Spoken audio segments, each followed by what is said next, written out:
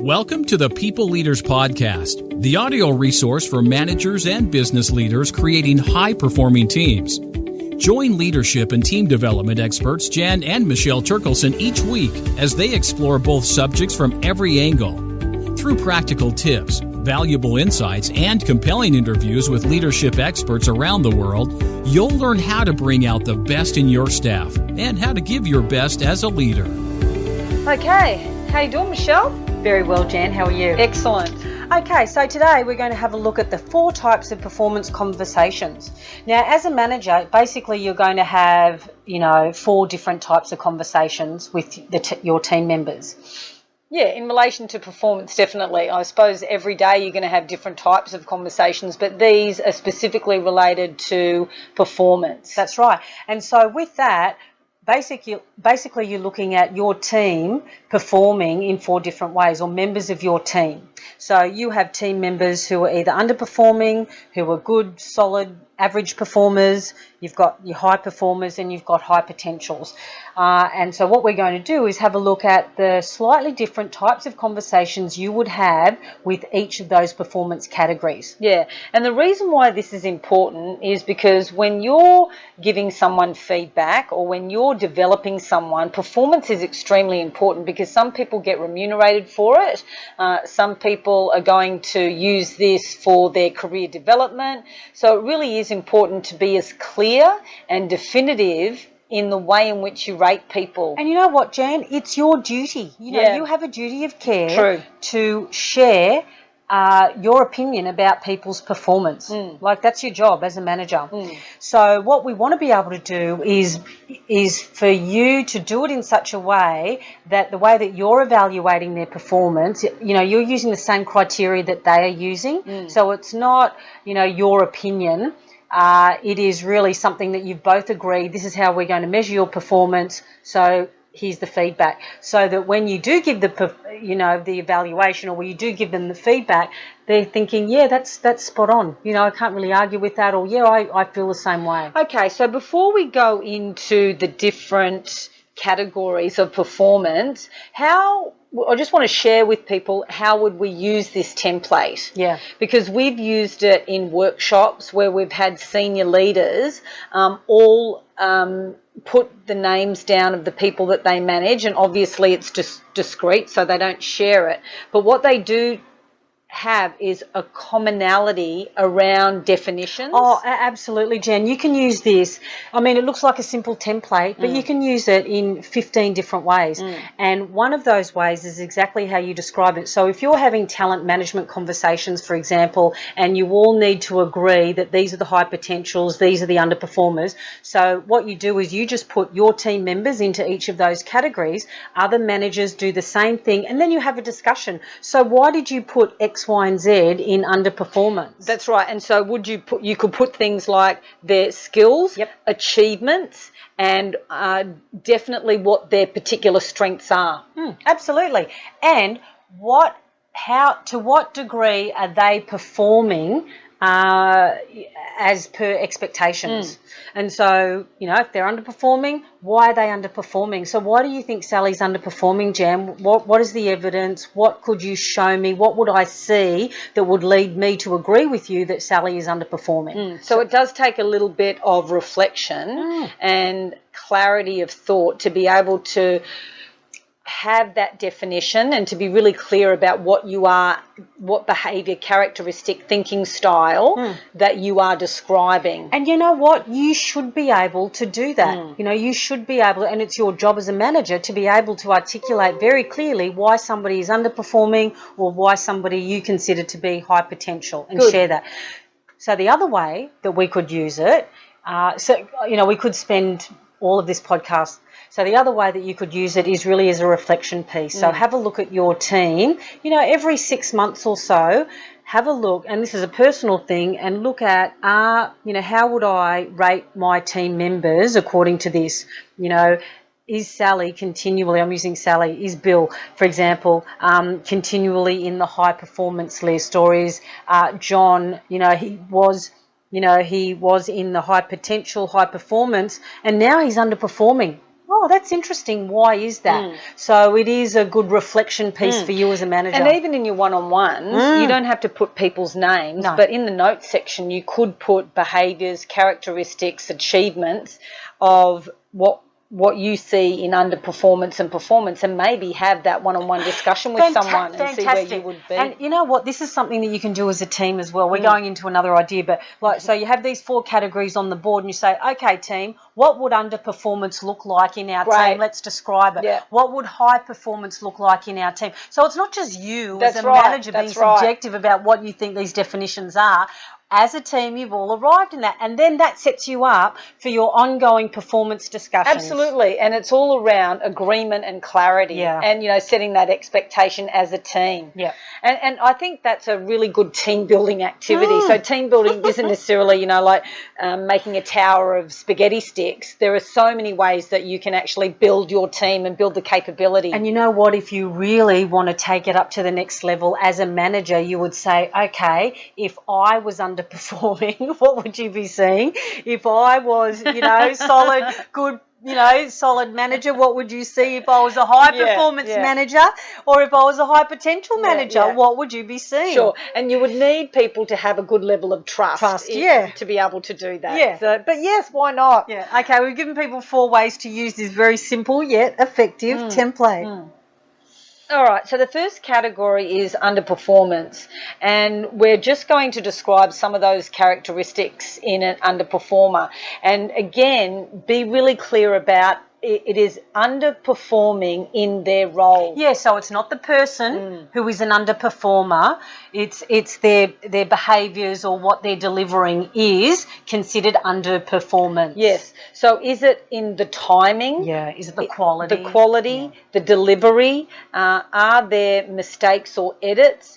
Are there instances where this person is having a communication with someone but they are not delivering the full context? They're quite short and sharp in their delivery. And you know what? You get to decide, either you and your team get to decide what underperformance looks like, because in one team or one organisation, underperformance could be good, solid, average performance in another organisation. So just be clear and agree what underperformance looks like, because that's where these performance discussions come unstuck, because it wasn't clear up front. That's right, because you're setting your own benchmark here, and you know whether or not you're hitting it or not. Yep. All right, so as far as this performance conversation goes, Michelle, let's give the people a little bit of a hint into what you would say to an underperformer. So if you were having a performance conversation with someone who is underperforming, what are some of the things that we would add? Oh, well, some of the things that I've suggested and I've done, and we've had other managers do, is say, okay, if I had to put you in one of these categories, Bill, underperformance, average, high, or high potential, high performance, high potential, what category do you think I'd put you in? Or what category would you put yourself in? And he might say, average to good performance. Yes, most people would. If you're an underperformer, because some people may not have that level of awareness. That's right. And then there are some people that always underrate themselves, don't they? And so that starts the conversation. You've actually given them, or you may say, would you like me to go first? Like, just make it gentle and be respectful, and don't be formulaic, but have a plan. And then that starts the conversation. Oh, that's interesting. So average to good performance, because actually, Bill, so why would you say that? What are some of the things that you're doing that would put you into that category? And then you say, now it's my turn. Well, I would put you into underperformance, and the reason being is, and these are the things that I've observed. And then starts a dialogue. We don't know where that's going to go, but at least you're starting the dialogue. You don't want to wait 6 months before you have this conversation either. That's right. And what you said is have a plan, but not a script. Yeah. Because you need to be fluid, but you need to be very clear in your definitions. Okay, so that's the first one. Underperformance is one of the 4 types of performance conversations. The next one is average to good performance. Yeah, so average to good performance are the good, solid performers who do a good job, not a great job. They come in, they do their work, they don't sort of light up the sky, but they keep things ticking over, and they could be shifted into the good performance category as well. So they sort of move in between that. So you could have people down the low end of the scale who are just teetering on the average performance, and then those people who are good performers but not quite at high performance level. And again, it's about definition. So if I was to give you, you could actually turn average to good performance into a scale. A scale, from 1 to 5, and 5 is being at the top end of, the average to good performances, and 1 is down at the lower end of the average to good performance. So again, getting clarity. Clarity. And I listened to another podcast the other day, and they were talking about if you were to put your time and attention into any area, what would it be? And so obviously it's your high potentials, or it's your high performers, and then you have a look at your second level. So just the good performers, because that's easier to shift them up into a high performer as it is to use an underperformer. So just be mindful of where you're putting your energy as well. Great. Yeah, the 80-20 rule. Absolutely. So that's the second category. The third category is the high performance. So this conversation is going to be definitely different.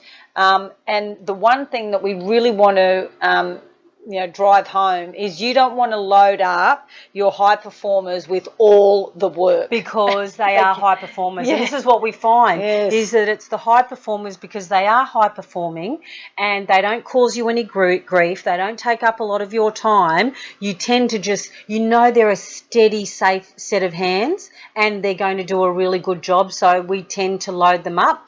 So, again, it's about having that conversation, because some high performers want to be loaded up because they want to become, either really competent in their field, they want to show you that they're doing a good job and they could, maybe step up to the next rung in their career. It's all those sorts of things. It's about having a conversation, am I hitting the mark in terms of the level of work, how much I'm expecting of you, have the conversation.